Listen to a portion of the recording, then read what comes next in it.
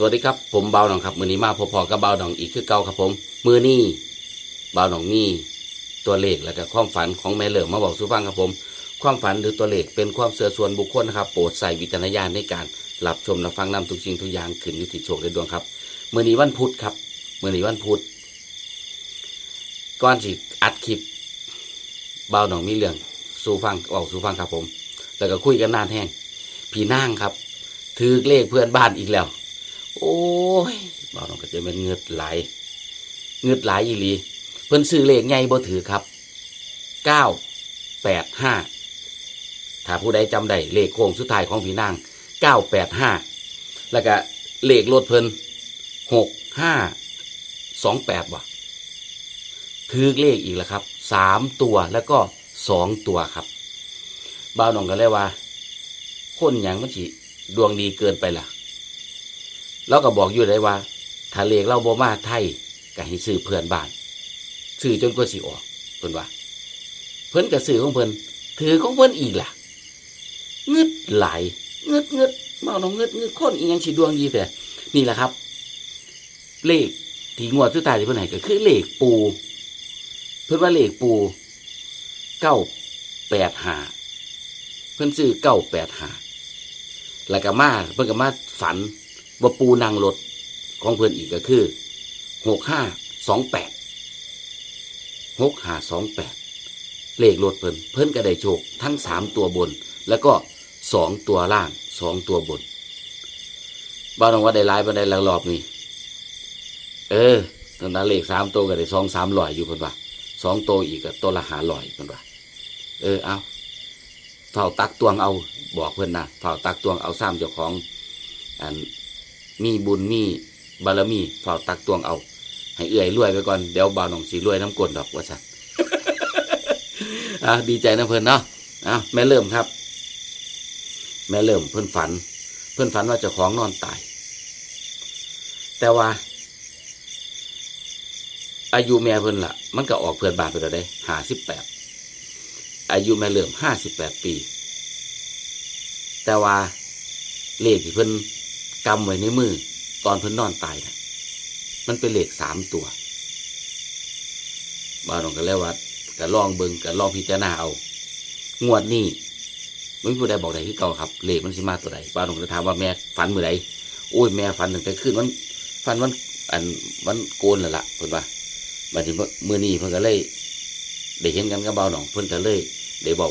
ให้บ่าวน้องฟังได้คุยกันเพิ่นบอกว่าฝันว่าเจ้าของนอนตายอยู่เถียงหน้าเบาว่าซั่นจากน้ำน้องน้ำเหลืองไหลเต็มเถียงว่าซั่นแต่ว่าในมือแม่นั่นกำกระดาษไว้แผ่นหนึ่งเพิ่นว่ากำกระดาษไว้แผ่นหนึ่งแล้วก็ในกระดาษนั้นแม่เขียนเลขไว้เพิ่นว่าก่อนแม่สิตายแม่เขียนเลขไว้แล้วก็กำไว้แต่ว่าในฝันที่แม่เห็นน่ะเป็นอย่างแม่คือตายจนเน่าเพิ่นว่าตายจนเน่าตายจนอืดน้ำน้องน้ำเหลืองเต็มพื้นเหม็นไปทั่วว่าซั่นโอ้ยแม่หยาดแห้งนะในฝันแม่หยาดแห้งบัดนี้เพิ่นก็เลยว่าบัดนี้บ่าวหลองก็เลยถามเลขอีหยังที่แม่เขียนไว้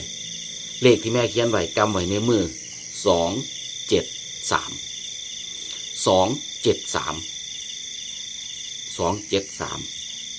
เพิ่นว่าเลขในมือแม่น่ะที่แม่กำไว้273บ่าวหลองก็ว่ากับบ่เนี่ยได้อีหยังมันก็เกิดขึ้นได้แต่ว่าอายุแม่เพิ่น58ปีบ่าวหลองก็เพิ่งได้เลขได้ฝันนำเพิ่นมาวังตอนหัวค่ำนี่แหละมื้อนี้วันพุธเด้มื้อนี้วันพุธก็เลยว่าจะลองเบิ่งแม่แต่ว่าแม่เราบ่ฮู้ซื้อเลขเพื่อนบ้านดอกแต่ว่าเลขมันออกไปแล้วอายุแต่ก็บ่เป็นหยังเหลือแต่เลขที่กำออกในมือกำไว้ในมือคือ273ก็บ่แน่ได้อีหยังมันก็เกิดขึ้นได้เบิดเด้ก็อย่าคิดแต่ว่ามันออกเพื่อนบ้านไปแล้วมันสิออกไทยบ่ได้มันออกได้ทั้งไทยออกได้ทั้งเพื่อนบ้านแล้วออกได้ทั้งรายวันก็อยู่ที่ว่าเข้ามักซื้อเลขตัวใดแต่ที่ยังเงึดบ่เศร้าอยู่คือผีนางครับผีนางเงึดอีหลีซื้อเลขไทยบ่ได้ซื้อเลขไทยบ่ออกตามไปซื้อเลขเพื่อนบ้านแต่ยังถือของเพื่อนอยู่โอ้ยเงึดหลายเงึดอีหลีเลขผีนางนั่นออกเพื่อนบ้านดูแห้งเด้สังเกตเบิ่งเด้อออกเพื่อนบ้านดูแห้ง หลายคนก็ตามหลายคนก็ตามกับพี่นางเพิ่งจะได้โชว์กันกับทักมาวัน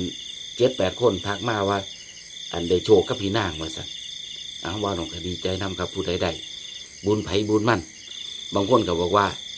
บุญเจ้าของบ่มีวาสนาเจ้าของบ่มีก็ได้พึ่งบุญบารมีพี่นางนี่แหละเพิ่นว่า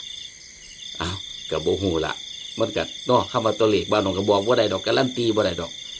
ว่ามันสิออกหรือบ่ออกเหลือเลขปูคือ693ยังบ่ออก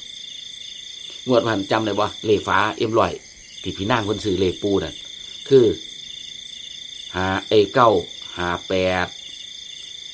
571ฝาM100แล้วก็693 571ก็ออกเลขเพื่อนบ้านไป3 ตัวฝาM100พี่นางแล้วก็ถือมือนั้น3 ตัวตรงมือนี้ก็ถือ985เหลือ693ยังบ่ออกเลขเพื่อนบ้านแล้วว่าเราสิซื้ออีกจนกว่าสิออกแล้วว่าจนกว่าปู่สิเมตตาให้ออกว่าซั่นแล้วก็เลขรถเพิ่น6528ก็ออก58 6กับ9ก็โตไข่กันแต่ท่านเบิ่งดีๆนะบ่ซ้ำออกแตก4 ตัวเลยถ้ากลับหัวเด้ถ้ากลับหัวแม่นบ่เลขมันออก2958เลขทะเบียนรถพี่นาง6528ท่านกลับ6เป็น9แตก4 ตัวครับแน่นอนแห้งความฝันของเรานี่ฝันแม่นอีหลีบ่าวน้องก็ยอมรับปู่ก็เมตตาพี่นางอีหลียอมรับในความเมตตาพี่นางอีหลีบ่าวน้องอาจสิบ่ได้ถือคือพี่นางเพิ่นแต่ว่าบ่าวน้องก็ให้เป็นสะพานบุญให้ทุกคนได้เบิ่งหลายคนก็อาจจะลืมก็บ่เป็นหยังครับเอาไหม บอกเลขฝันของแม่เหลื่อมอยู่ดีๆก็สิโง่ไปหาพี่นางเดี๋ยวเพิ่นซื้อลอตเตอรี่ตัวใดไว้เดี๋ยวจะมาเบิ่งกันอีกทีนึงนะครับเนาะเลขแม่เหลื่อมนะครับ273ครับเลขแม่เหลื่อม273งวดวันที่16 มีนา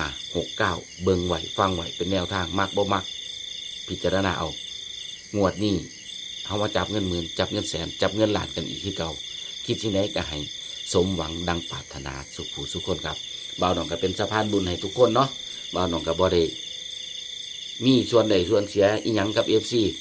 ผู้ใดถือเลขบ่าวน้องก็ดีใจนำสิถือหน่อยถือหลายก็ดีใจนำคือเก่าเจผาแดงเลขฟังเล่าเจอ่อนมาแถงวดนี้ครับแต่สิเป็นตัวใดเดี๋ยวจังมาเบิ่งกันก็ขอให้ทุกคนจงโชคดีครับเด็กจับเงินหมื่นเด็กจับเงินแสนเด็กจับเงินล้านไปกับแม่เหลื่อมเพิ่นนะครับเด้อบ่าวหนองลงคลิปกับจดไว้ก็ได้ครับมันจังสิง่ายเปิดเบิ่งสิง่ายแต่คันแคปลืมแน่นอนครับเชื่อบ่าวหนองนี่ถ้าแคปหน้าจอไว้ลืมแน่นอนนอกจากสิจดใส่กระดาษไว้ครับลองนะลองคันบ่เชื่อบ่าวหนอง273นี่คือเลขแม่เหลื่อมครับนอนตายจนเนาอยู่เถียงหน้ากำเลขไว้แน่นเลยว่าซั่น273อายุแม่58 ปีก็ขอให้ทุกคนจงโชคดีศรัทธามีบารมีเกิดก็ขอให้ทุกคนสุขสมหวังดังปรารถนา